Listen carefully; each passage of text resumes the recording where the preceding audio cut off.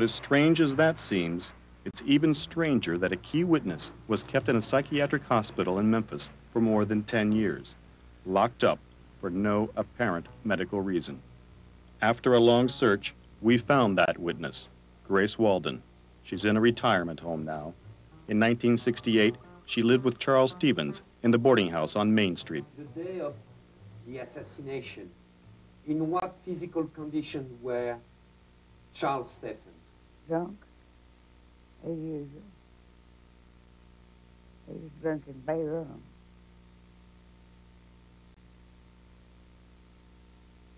In that condition, do you think it was possible for him to recognize and describe the murderer? I don't see how in the world it could happen, because he was practically speechless. What did you see on the 4th of April, 1968? I heard a shot, and I knew it was a shot. My father was a great hunter. And I looked out the door. The door was about that far open. And this man came out of the bathroom with something in his right hand next to the railing. I couldn't tell what it was, but it was long. So you had seen James Earl Ray long enough to recognize him immediately if he would have been the one coming out from the bathroom? I certainly would have.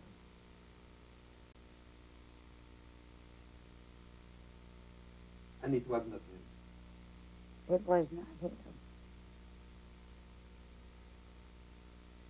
The man was tall, he was dark complected, had long sideburns, all down the side.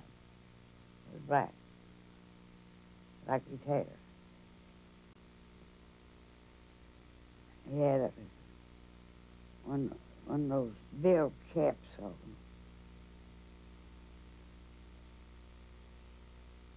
How was he dressed? As well as I remember, he had a red and black shirt on, checkered, and looked like denim pants.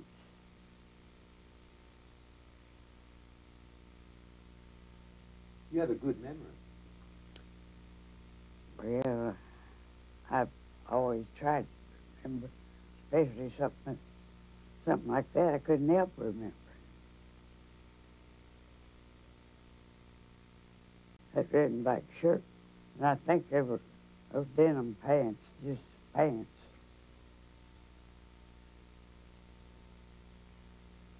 Were you a drinking person at that time? Yes, sir.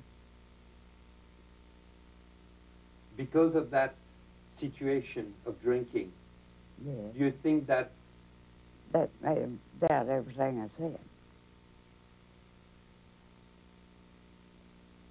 at that day you were sober enough to Yes. recognize? Oh, yes, sir.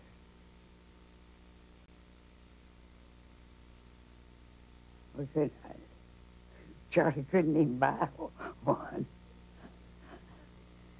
Walden's version of what happened in 1968 totally contradicted Stevens.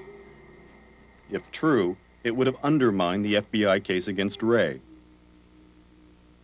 So one morning, And they just came in one morning and got me up and dressed and took me out to the bus, put me on it, and it didn't stop till we got to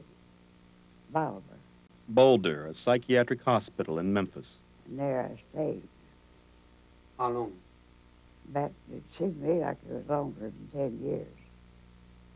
Everyone forgot about Grace Walden. She didn't have any family, and Stevens was under the protection of the FBI. But after 10 years, Walden was discovered by Mark Lane. He was a Washington lawyer investigating King's murder. He managed to get Walden out of the hospital after months of filing legal petitions.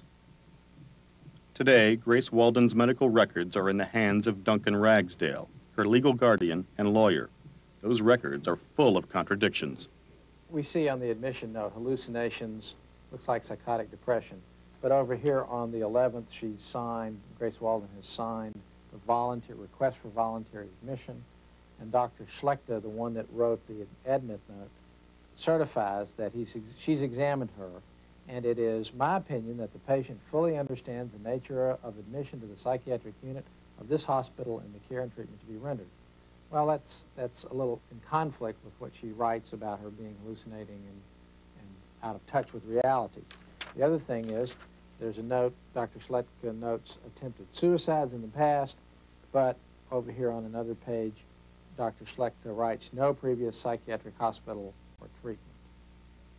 So if there were prior attempts, they were never recorded, they were never documented anywhere. There's another note in here on the date of the discharge. Stevens is her common law husband. She was secluded because Stevens was under police custody. Is that the reason? No. A legal reason? No. Here's another note. Secluded 8 hours, doctor's order for security. It's very suspect in my mind that someone is kept secluded and not allowed to see visitors simply because her common law husband is a witness, is alleged to be a witness that might testify in court. There's got to be some reason they don't want her to talk about that in order for that to be a reason to put her in the hospital. Do you think that you were taken for 10 years because of your testimony on the King's case? Yes. That's the only way I can think. They didn't want them to they had a patsy and they wanted to stay with you.